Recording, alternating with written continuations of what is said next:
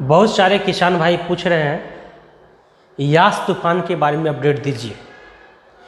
ये हमारे comment box में मैक्सिमम सवाल यास तूफान से ही है और मैं कल के वीडियो में आपको बता चुका हूँ था कि मैं जब नेक्स्ट वीडियो होगा जब अपलोड होगा तो यास तूफान के ऊपर ही होगा। यास तूफान के ऊपर ही अपडेट होगा। उसकी एक एक चीज़ को आपको हम बताने का कोशिश करेंगे, एक एक टेक्निकल बातें को हम बताने का प्रयास करेंगे। आपके मन में जिस तरह का भी सवाल है उस सारे सवाल का जवाब आपको मिल जाए, उस तरह का ये वीडियो बनाएंगे ताकि आपके मन में किसी तरह का कोई कन्फ्यूज़न ना हो। तो वीडियो को पूरा देखिएगा, स्किप मत कीजिएगा। अगर स्किप करने से होता क्या है कि बीच की कोई पार्ट अगर कोई पॉइंट छूट जाए, कोई भाग अगर आप न देख पाए तो फिर पूरी बातें को नहीं समझ पाते हैं। और जब पूरी बातें को नहीं समझ पाते हैं तो मैं वीडियो में जो बता रहा हूँ उसी से संबंधित आप सवाल पूछ देते हैं। तो वीडियो को जब पूरा देखिएगा तो आपके मन में किसी तरह का कोई सवाल नहीं होगा। अभी तक जो भी सवाल उठ रहे होंगे मन में वो सारे क्वेश्चन का आंसर आपको मिल जाएगा इस वीडियो के माध्यम से। तो वीडियो को पूरा देखिएगा। अगर आप हमारे चैनल पर नए हैं तो चैनल को सब्सक्राइब कर लीजिएगा और आप इस फैमिली का हिस्सा है तो प्लीज़ ज़्यादा से ज़्यादा लाइक कीजिए, ज़्यादा से ज़्यादा शेयर कीजिए ताकि ये वीडियो हर हमारे ऐसे किसान भाई तक पहुंच जाए जो यास तूफान के बारे में अपडेट ढूंढ रहे हैं। नमस्कार, मेरा नाम चंदन कपूर है। स्वागत है आप सभी का हमारे इस चैनल पर। यास तूफान का न्यू अपडेट क्या है? यास तूफान में हुआ क्या था? यास तूफान में यही हुआ था, ये तूफान आने से फसल नुकसान हुआ था जिसका भरपाई के लिए बिहार सरकार ने, कृषि विभाग ने आवेदन का अवसर दिया था। आप सभी ने आवेदन भी किया। आवेदन करने के बाद उसके जितने कागजात थे आपने अपने कृषि समन्वयक, किसान सलाहकार को जमा किए।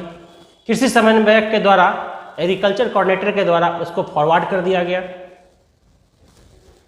जो उनको फॉरवर्ड करने की जो तिथि था, जो उनको डेट था, उस डेट के अंदर उन्होंने आपके फॉर्म को फॉरवर्ड कर दिया। कहाँ फॉरवर्ड कर दिया जाता है? DAO, डिस्ट्रिक्ट एग्रीकल्चर ऑफिसर के लॉगिन पे। डिस्ट्रिक्ट एग्रीकल्चर ऑफिसर के लॉगिन पे जब कोऑर्डिनेटर फॉरवर्ड कर देते हैं, एग्रीकल्चर कोऑर्डिनेटर, तो फिर अब डिस्ट्रिक्ट एग्रीकल्चर कोऑर्डिनेटर की जिम्मेदारी होती है कि उनको वो उस फॉर्म को फॉरवर्ड करते हैं। कहाँ? ADM के यहाँ। जब DAO, डिस्ट्रिक्ट एग्रीकल्चर ऑफिसर जब फॉरवर्ड कर देते हैं ADM के यहाँ, तो ADM जो होते हैं वो फॉरवर्ड करते हैं कहाँ? मुख्यालय को। और मुख्यालय कहाँ करता है? DBT सेल को। और DBT सेल क्या करता है? बैंक को जितना पैसा बन रहा है उस हिसाब से एडवाइस बना के बैंक को अग्रेसित कर दिया जाता है। बैंक क्या करता है? बैंक किसान के खाते में DBT के माध्यम से अकाउंट में पैसा ट्रांसफर कर देती है। ये सारी प्रक्रिया है। अब सवाल यह है कि इस प्रक्रिया में आप कहाँ हैं? इस प्रक्रिया में अभी आप हैं कहाँ? पूरे सीरीज को समझ लीजिए, फिर आप हैं कहाँ ये समझ लीजिए। पूरे सीरीज में क्या था? आपने फॉर्म भरा, फॉर्म आपने क्या किया? कोऑर्डिनेटर को दे दिया। कोऑर्डिनेटर ने क्या किया? कोऑर्डिनेटर का क्या काम है? वो आपका जितना पैसा बन रहा है, जितना रकबा बन रहा है, उस रकबा के हिसाब से वो ट्रांसफ़र कर देते, वो आगे लॉगिन पे भेज देते हैं, DAO के लॉगिन पे। DAO के लॉगिन से वो ADM के लॉगिन पे जाता है और ADM के लॉगिन से वो फाइनली चला जाता है मुख्यालय, मुख्यालय से चला जाता है DBT से, DBT से बैंक और बैंक से अकाउंट में। अब आपको पता करना है कि इसमें मेरा प्रोसेस में हम हैं कहाँ। कैसे पता करेंगे? पता करने का सिर्फ एक ही रास्ता है। आप DBT के साइट पर जाइए, यास तूफान की स्थिति पर जाइए, क्लिक कीजिए, वहाँ अपना एप्लीकेशन फॉर्म नंबर डालिए, आपको पता चल जाएगा। आपके साथ अभी मोटा मोटी दो या 3 केस संभवतः हो सकता है। DAO के लॉगिन पे है, ADM के लॉगिन पे है, मुख्यालय है या बैंक को अग्रेसित कर दिया गया है। किसी भी स्थिति में कहीं भी है तो आपको घबराने की जरूरत नहीं है। आपको सिर्फ देख लेना है कि रिजेक्ट तो नहीं है। रिजेक्ट हुआ तो वो भी लिख दिया जाएगा कि आपका फॉर्म को रिजेक्ट कर दिया गया है। अगर आपका फॉर्म रिजेक्ट नहीं है कहीं है, किन्हीं के लॉगिन पे है, कोई सर के लॉगिन पे है, तो आप निश्चिंत रहिए कि आपका पैसा आएगा। बहुत सारे ऐसे हैं जिनका एडीएम के लॉगिन पे है, और बहुत सारे ऐसे किसान भाई हो, मैक्सिमम किसान भाइयों का मुख्यालय है, मुख्यालय में है। तो जिनका मुख्यालय है वो निश्चिंत रहे, उनका पैसा आएगा। और जिनका अभी एडीएम सर के लॉगिन पे है, तो चुनाव की व्यस्तता के कारण हो सकता है, चुनाव की व्यस्तता के कारण, क्योंकि चुनाव की प्रक्रिया चल रही है, तो आपको पता ही है कि कितनी व्यस्तता होती है इसमें।